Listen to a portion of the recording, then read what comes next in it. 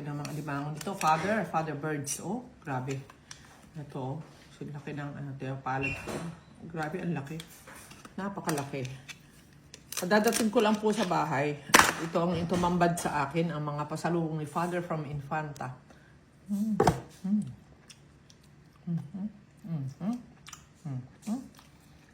Ayan na. Ay, sorry.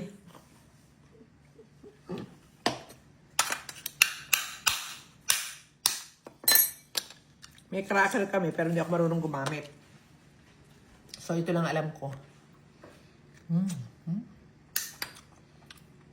Galing ako dyan sa pukpukan ng... Diba? Harap. Kumain ka ba nito, darling? Dito na kinain mo na. Kasi may hawak niyang cellphone.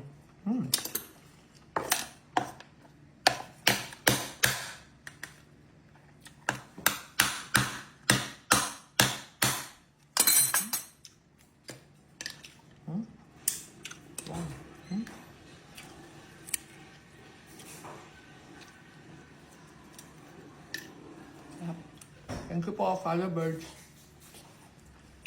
Okay. And then, tutuloy ko pa. Kita mamaya. Kasi isang pa, kakainin ko pa to.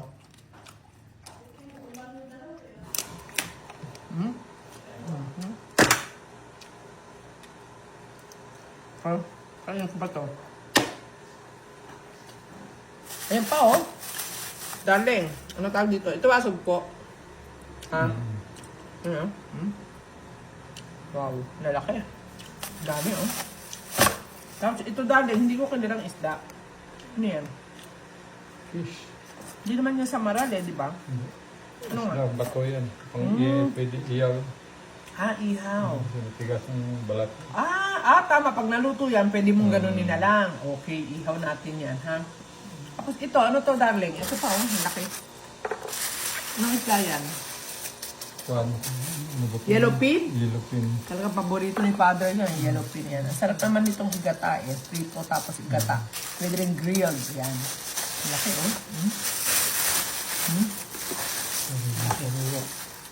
Sariwa. Galing na Infanta, Quezon.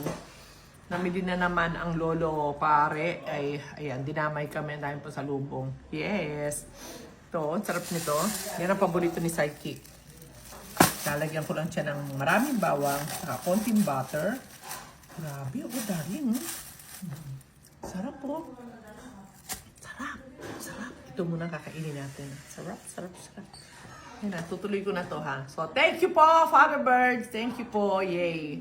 At mamaya po ay magkikita-kita tayo. Andyan po ako mamaya. Okay, thank you po sa misa natin ng 6 p.m. God bless. Thank you po.